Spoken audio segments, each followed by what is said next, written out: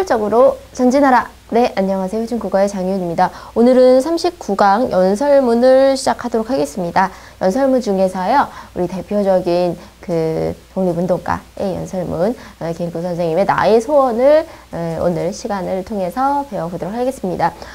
여러분, 그 최근 암살이라는 영화를 통해서 우리가 좀 김구 선생님 이렇게 모습을 좀 뵈기도 했었는데, 사실 굉장히 좀 독립군의 어떤 그 아버지, 그리고 또 해방 이후에는, 어떤 그 남북한의 그 통일을 위해서 애쓰셨던, 정말 오로지 그 조국 광복과 진정한 독립만을 바라셨던 분인데요. 안타깝게도 이제 해방이 된 이후에 이제 좌우익으로 이제 이념이 갈리다 보니까 그 사이에서 좀 서로 이제 마찰이 이제 생겨났던 어떤 반대파들에 의해서 이제 암살을 당하셨던 그런 분입니다.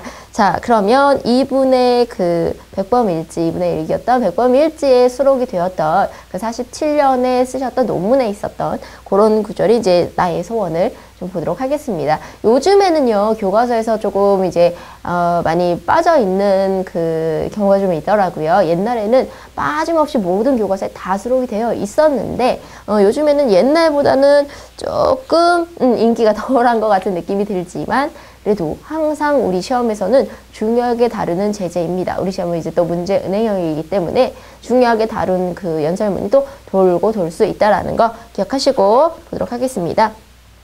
자, 본문을 같이 보면서 볼게요. 내 소원이 무엇이냐고 하느님이 내게 물으시면 나는 서슴지 않고 내 소원은 대한독립이요. 자, 얼마나 간절했으면 소원이 대한독립이요 이렇게 말씀하실까요? 하고 대답할 것이다. 그 다음 소원이 무엇이냐면 나는 또 우리나라의 독립이요 할 것이다. 또 그 다음 소원이 무엇이냐? 세 번째 물음에도 나는 더욱 소리를 높여서 나의 소원은 우리나라 대한의 완전한 자주 독립이요 하고 대답할 것이다. 라고 해서 이 단락은 나의 소원이 자주 독립이다. 우리나라의 자주 독립이다. 이렇게 강조를 하고 있죠. 자, 보시면 전체적으로 주장의 반복이 일어나고 있죠.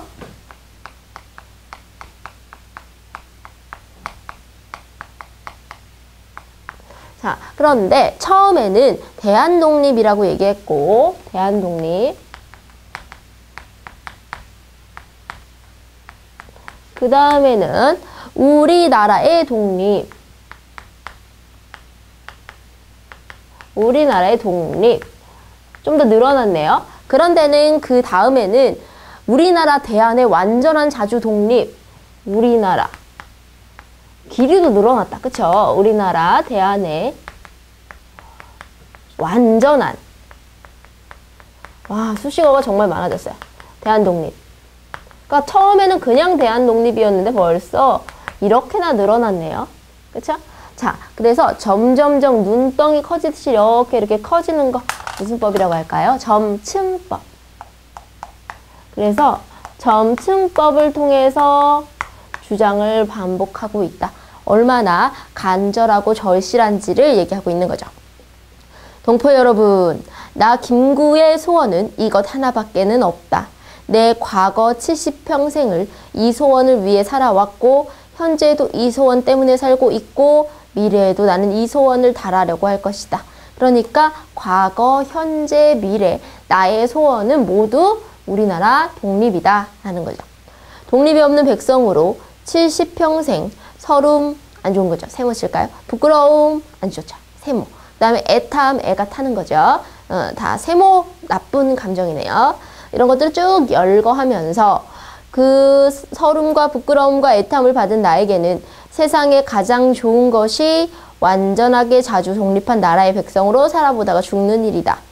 나는 일찍이 우리 독립정부의 문지기가 되기를 원하였거니와 그것은 우리나라가 독립국만 되면 나는 그 나라의 가장 미천한 자가 되어도 좋다는 뜻이다. 자, 독립국이 된다면 내 신분이 낮아져도 내 신분이 아주 그냥 천해져도 좋다라는 거죠. 그만큼 개인의 어떤 그 부귀영화보다는 나라의 그 조국 독립을 바라고 있다라는 거죠.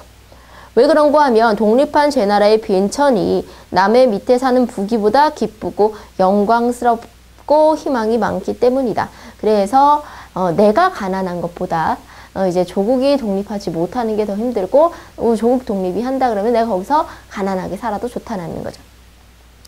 옛날 일본에 갔던 박재상이라고 의사 박재상 얘기를 하는데 이 박재상은 누구냐면요. 신라 때 충신이야.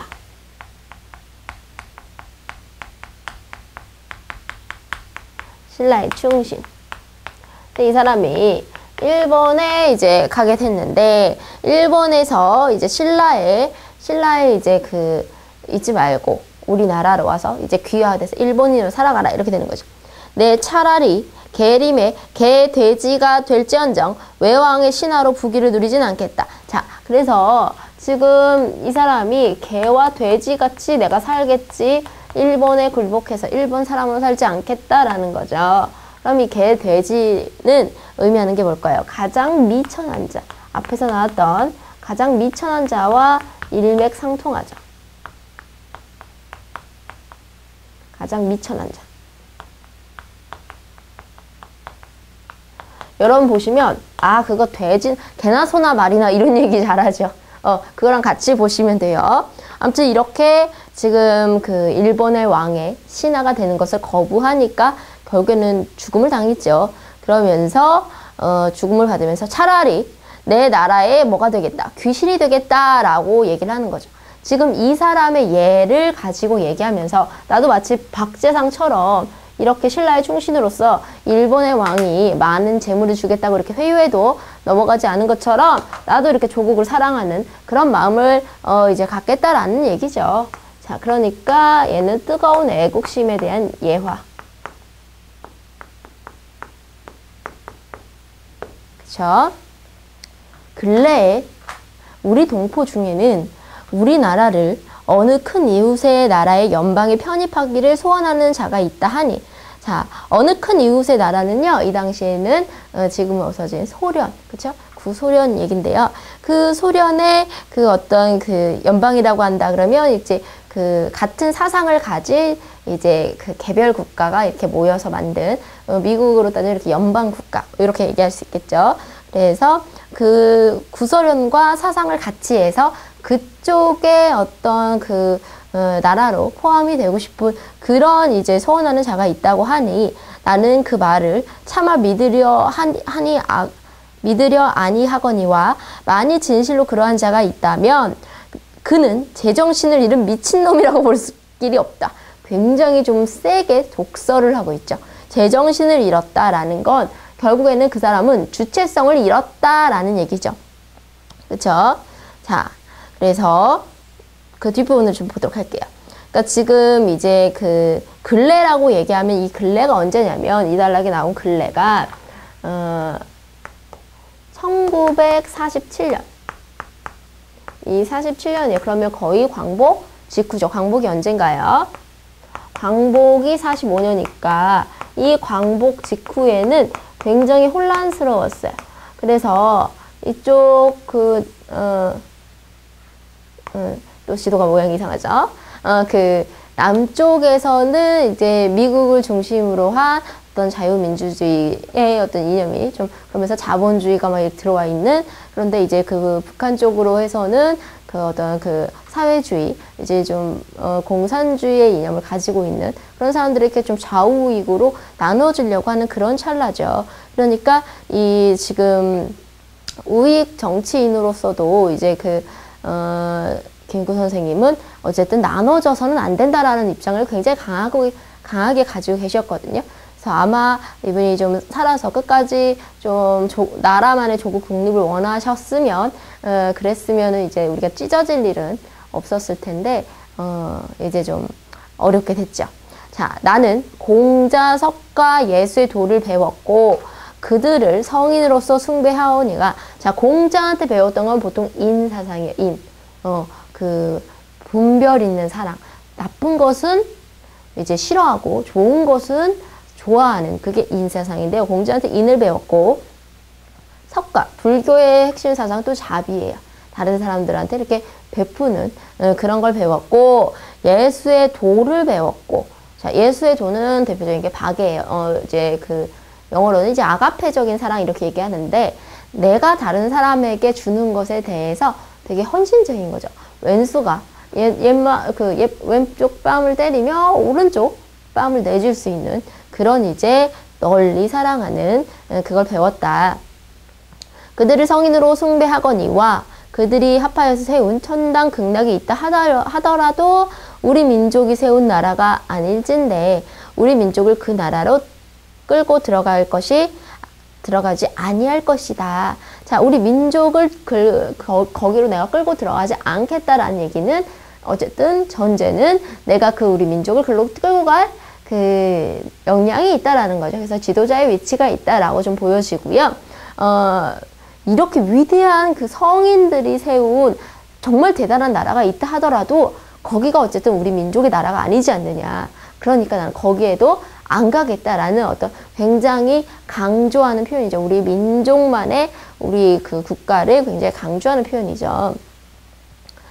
자, 왜 그런고 하니 피와 역사를 같이 하는 민족이란 완연히 있는 것이어서 내 몸이 남의 몸이 못됨과 같이 이 민족이 저 민족과 될 수 없는 것 같이 마치 한 형제도 한 집에서 살기 어려움과 같은 것이다. 그래서 내 몸이부터 같은 것이다까지는 비유죠. 자, 그러니까 지금 그 같은 좀 어떤 좋은 사상을 가지고 있다 하더라도 민족, 그 피와 역사와 같이 하는 민족이 아니라는 거죠. 자, 그러면 피를 같이 한다는 건, 역사를 같이 한다는 건 과연 뭐냐? 피를 같이 한다는 건 우리가 왜 한민족이라 그러죠. 그래서 이제 그 어떤 민족의 동일성,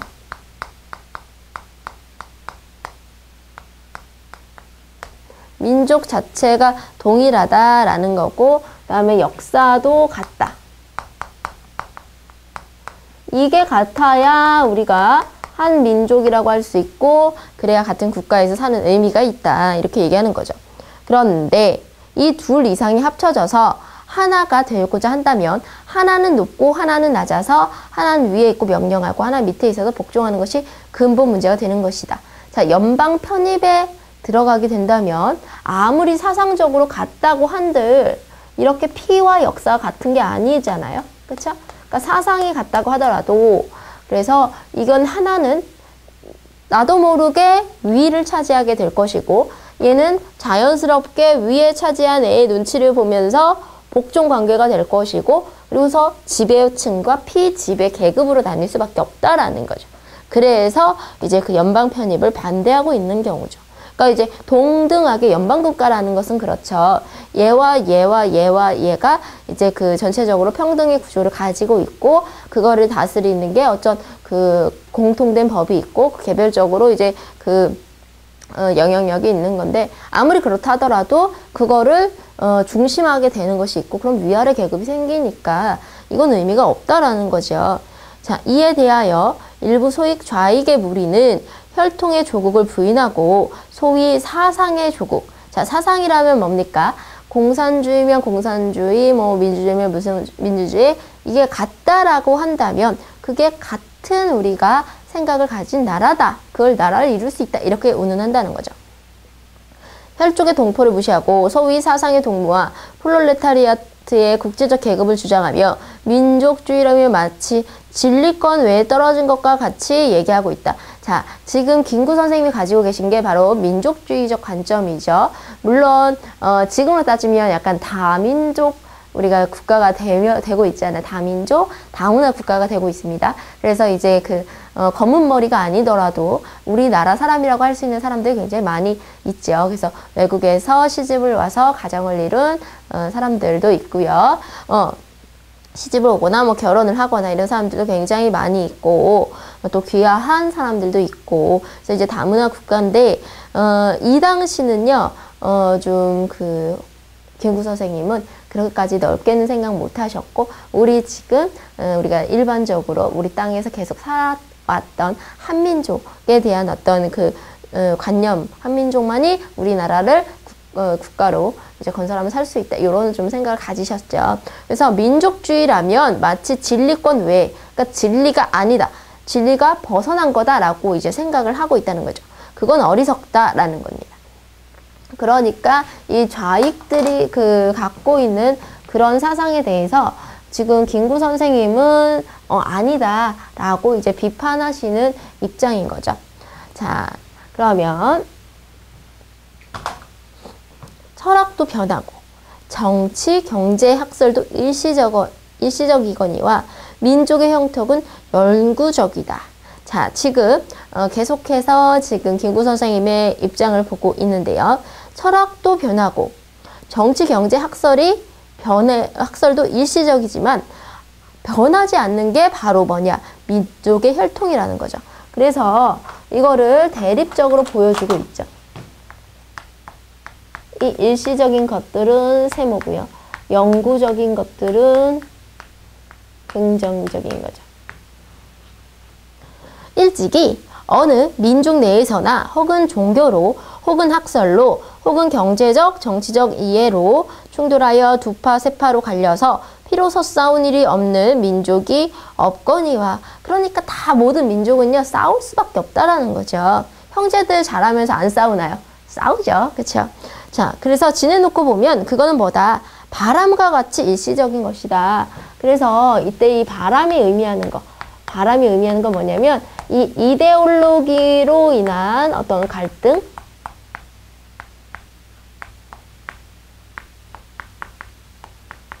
그러니까 이데올로기 하면 뭐 그 좌익, 우익, 그쵸?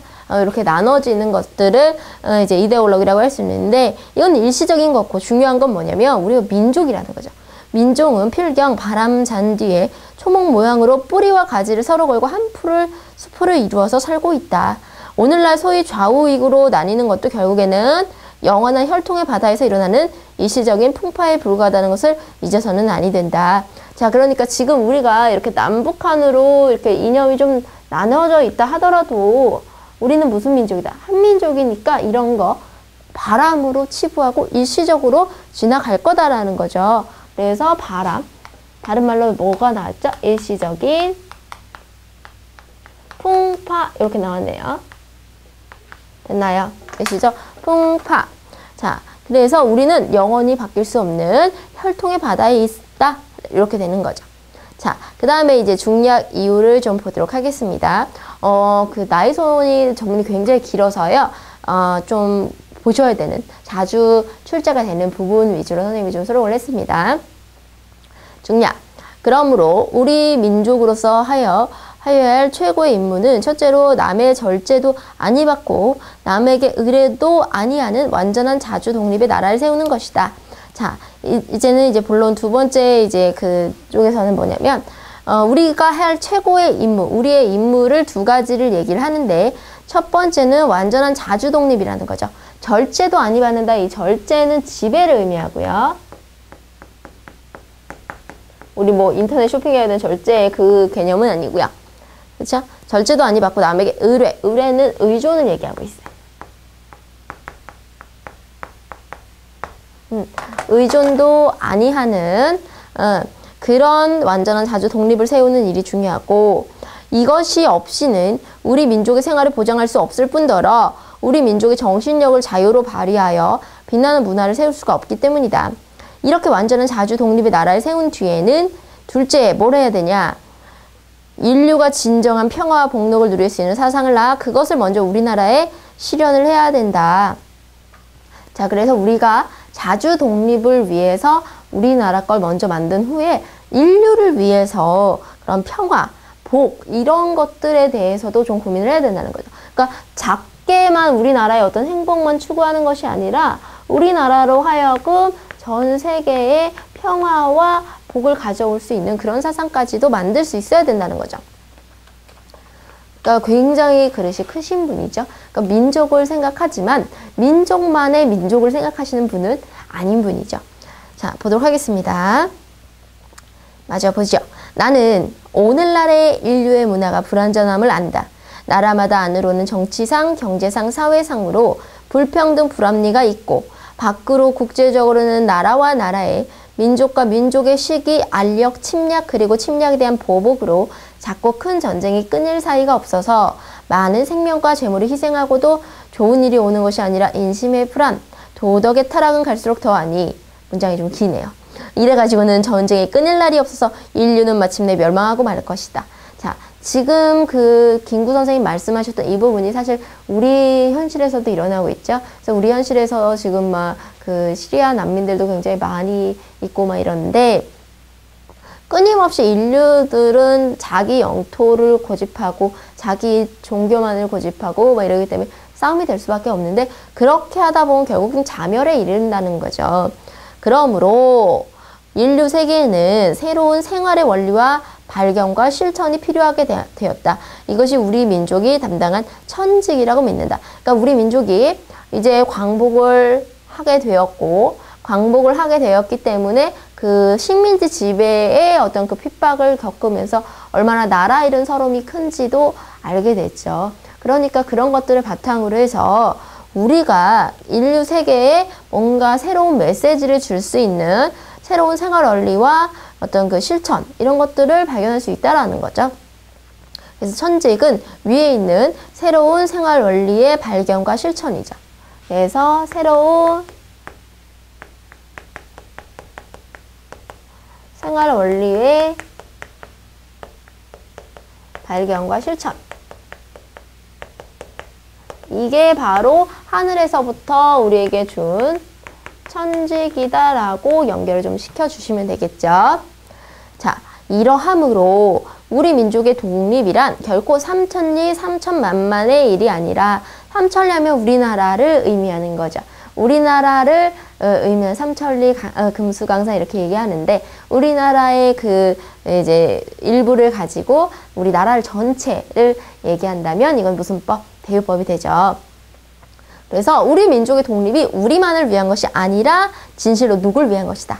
세계 전체 운명에 관한 일이요. 그러므로 우리나라 독립을 위하는 것이 곧 인류를 위하는 것이다. 왜 이렇게 되나요? 우리가 하늘로부터 해야 되는 일이 있잖아요. 그 해야 되는 일이 뭐냐면 새로운 생활 원리의 발견과 실천을 해서 인류에게 어떤 문화적으로 영향을 줘야 되는 거죠. 자, 그래서 만일 우리의 오늘날 형편이 초라한 것을 보고 자굴지심은 자격지심이라고 보면 돼요. 자격지심을 발하여 우리가 세우는 나라가 그처럼 위대한 일을 할 것을 의심한다 하면 그것은 스스로 모욕하는 일이다. 우리 민족의 지나간 역사가 빛나지 아니함이 아니나 그것은 아직 서곡이었다. 자, 서곡하면요, 시작, 그 어떤 제대로 오페라나 뭐 이런 것들이 이어지기 전에 그냥 중요 부분을 잠깐 연주하는 그런 시작인데요. 역사의 진행을 뭐에 비유하고 있어요? 음악에 비유하고 있는 부분이죠.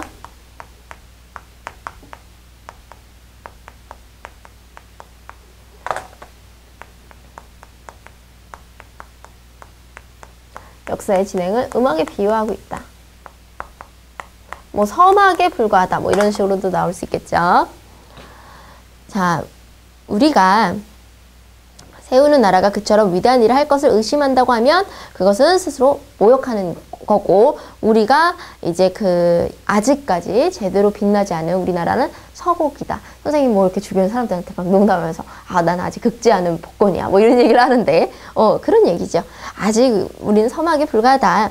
우리가 주연 배우로서 이제 세계 역사의 무대에 나서는 것은 오늘 이후다. 김구 선생님은요, 오늘날 우리가 이제 그 대한민국이 이렇게 한류 뭐 문화의 중심이 이렇게 될 거를 미리 알고 계셨나 봐요. 그쵸? 3천만의 우리 민족이 옛날에 그리스 민족이나 로마 민족이 한 일을 못한다고 생각할 수 있겠는가? 우리 민족이 충분히 할 수 있다라고 말씀하시는 거죠.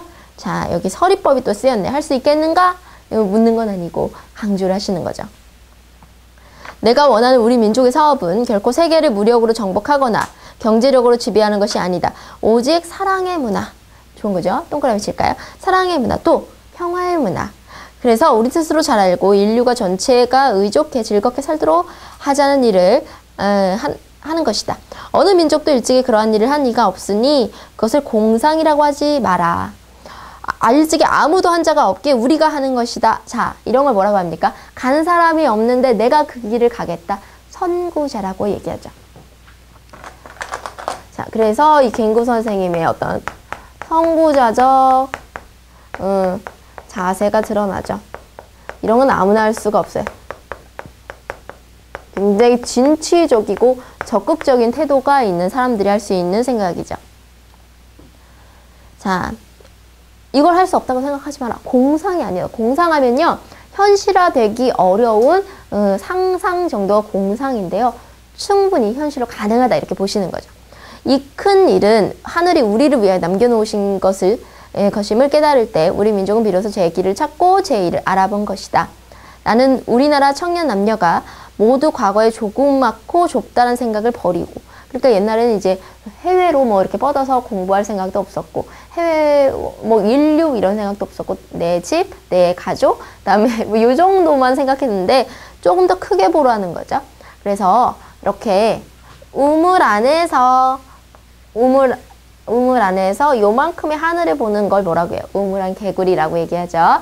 그래서 한자 성어로는 우물안 개구리를 좌정관천 혹은 정저지와 이렇게 얘기하는데, 우물에 앉아서 하늘만은 보는 거고요. 얘는 우물에 있는 개구리 이런 뜻이죠.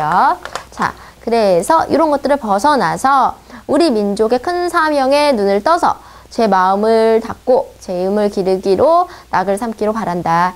젊은 사람들이 모두 이 정신을 가지고 이 방향으로 힘을 쓸진데 30년이 못하여 우리 민족은 괄목상대하게 될 것이다. 자, 괄목상대하면 나중에 한자성 한번 브록에 찾아보시면 좋겠지만, 괄이 깎을 괄이에요.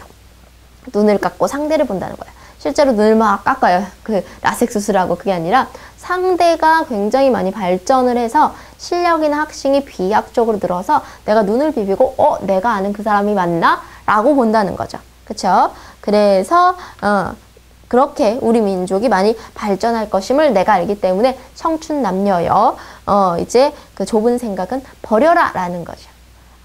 벌써 여기 이렇게 전체적으로 읽어보면 우리나라가 이제 정말 그 21세기쯤 되면 세계의 어떤 중심지, 문화의 중심지가 될 거를 다 꿰뚫어 보신 것 같습니다. 대단하시죠? 자, 그래서 핵심 정리를 좀 보면요. 주제는 우리나라의 완전한 자주 독립, 또 우리가 그 독립을 위해서 해야 되는 일라는 어떤 사명이고요. 이제 그 표현은 뭐 반복, 문답, 전층, 은유, 서리 다양하게 이제 그 얘기를 하셨고요. 문장 자체가 짧지는 않아요. 그래서 혼문장보다는 견문장을 주로 사용하고 있고, 당시 스태인 그 이제 뭐 좌익과 우익으로 나눠서 이제 연방 국가의 포함이 되고 싶어 하는 그런 세력들에 대한 어떤 비판도 좀 드러나 있고요. 주장만 하시는 게 아니라 그 주장에 대한 반론, 또 예시 이런 부분들이 이제 덧붙여 있는 것을 여러분 충분히 보실 수가 있을 겁니다. 자, 그래서요 지금 여기까지가 선생님 연설문이었죠. 이제 나의 소원을 이제 봤었고요.